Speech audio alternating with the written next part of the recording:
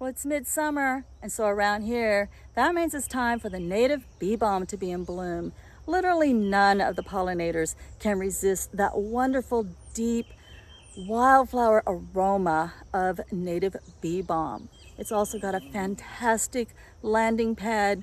It invites everybody in, and I don't have to fill my hummingbird feeders as often because even hummingbirds can't resist this wonderful native wildflower.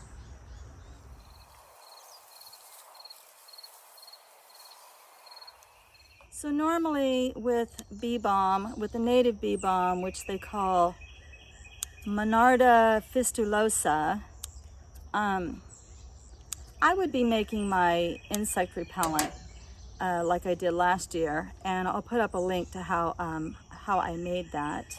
But it's a little bit early yet, and there's not a whole lot of bee balm in bloom. I do have the garden variety bee balm, which is Monarda didyma.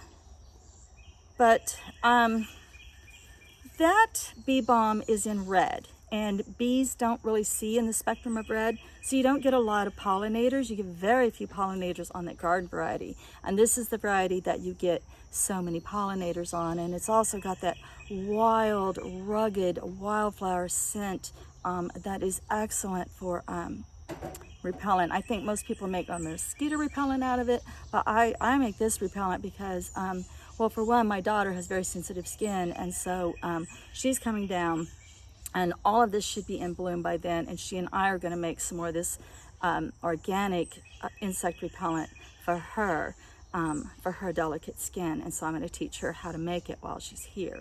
But for now, I'm just using it in some flower arrangements because I just cannot resist. So in flower arranging, again, it's one of those things where I think of it in terms of color. And so when it comes to color, with anything that you're going to design, it's all about the color wheel. And so you want to either put things together that are right together on the color wheel, like we all learned in school, or you want to choose colors that are opposite of each other.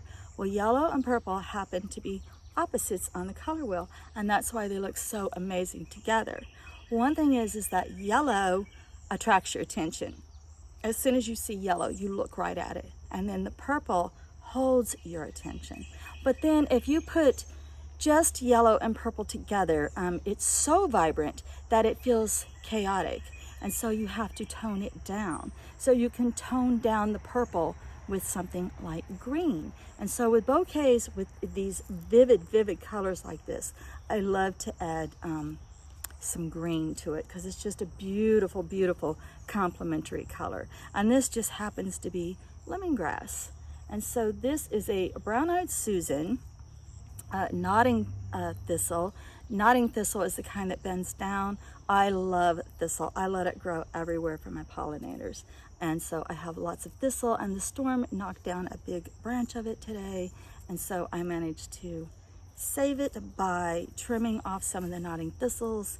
And that's probably about enough, although I have one more.